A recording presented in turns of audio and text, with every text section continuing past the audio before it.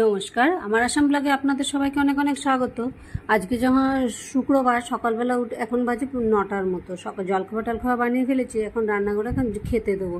এত রোদ বাইরের দিকে যে তাকানো যাচ্ছে না এখন, মানে সেই জন্য উমার চিল্লাছে এখন অফিস যাব কি করে, মোটামুটি আধা ঘন্টার রাস্তা তো বাসে করে যেতে হবে, তারপরে গিয়ে অফিসে ঢুকলে তখন পাবে এসি। তো খাওয়া দাওয়া সেরে এসে রান্না করে যে আগে এখানে আমি ব্লুটুথটাতে গান চালিয়ে দিয়ে নিলাম, এটাকে চালিয়ে দিয়ে এবার আমি এখন কাজে লাগবো। চলুন এবার রান্নাঘরের দিকে যে রান্নাবান্নাগুলো বসাই একে একে। এখন 10টা বাজে, ভাত বসালাম একদিকে, একদিকে ডাল বসিয়েছি।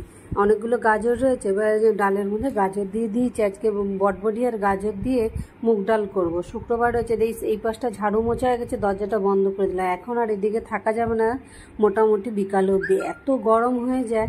এই পাশটা এখন পুরো রোদগুলো এখন এদিকে ঢোকে, আর গরম হাওয়া এদিকে গরম হলে পরে এখন ওই পাশে রুমগুলোর ওদিকে আর থাকা যায় না, সেই জন্য দরজাটাকে আমি এদিকটা বন্ধ করে দিই।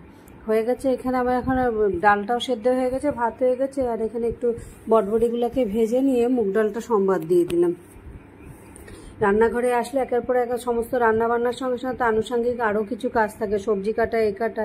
তাই কালকে অনেকগুলো আম এনেছিলাম আবার, কিন্তু আমগুলো দেখি ভালো মতো পাকেনি, একটু কাঁচা পাকা এরকম রয়েছে।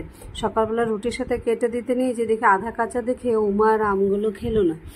তাই আমি ভাবলাম এখান থেকে কিছু আধা কাঁচা আমগুলো রেখে দিলাম, যে কাঁচা আম বেশ খুব টক নয়, কিন্তু মানে মোটামুটি একটু লঙ্কার গুঁড়ো নুন দিয়ে খেতে কিন্তু বেশ ভালো লাগবে। আমি রান্নাঘরে আসলে রান্নাঘরে পোড়া লাগবে না তা হতে পারে না। এদিকে আম বসিয়ে দিয়ে ওদিকে সবজি কাটছিলাম, আর এদিকে আম নিচে দিয়ে ঠিক কালো হয়ে গেছে।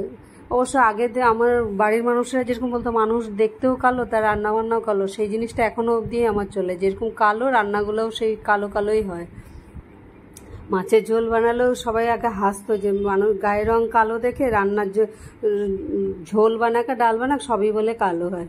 তাই সেই কালোটাকে এখনও আমি যাই হোক বাড়ির লোকের কথাবার্তা এখনও ধরে রেখেছি, যে কালো যখন সব কিছু যতদিন বাঁচবো ততদিন কালো করে নিয়েই বাঁচবো।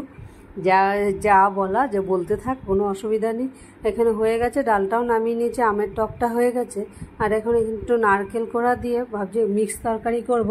অনেক দিন ধরে লাবড়ার তরকারির মতো তরকারি বানাইনি, তাই আজকে যা যা সবজি ছিল সব সবজি কেটে নিয়ে একটু নারকেল কোড়া দিয়ে মিক্স, শুক্রবার একে তো শুক্রবার নিরামিষ, আর এদিকে মিক্স তরকারিটা খাওয়াও হয় না, সমস্ত বটবটিগুলো তো এমনিই খাওয়া হয় না, সেই জন্য এইভাবে করে না দিলে রাত্রেবেলায় যখন রুটি খেতে বসবে এগুলো দিয়ে কি আর খাওয়া যায়, যখন চিল্লাচিল্লি করবো, সেই জন্য এইভাবে করে বানিয়ে নিলাম।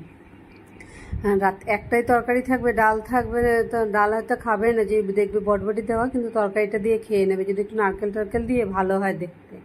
লঙ্কা ছাড়াটা উঠিয়ে নিয়ে এখানে একটু গুঁড়া লঙ্কা দিয়ে দিলাম, আর একটু কাঁচা লঙ্কা কুচিয়ে দিয়ে আবার একটু তেলের মধ্যে ভেজে এবার বাকি মশলাগুলো মিশিয়ে একটু লাস্টে নামানোর সময় একটু চিনি দিয়ে নামিয়ে নিলাম।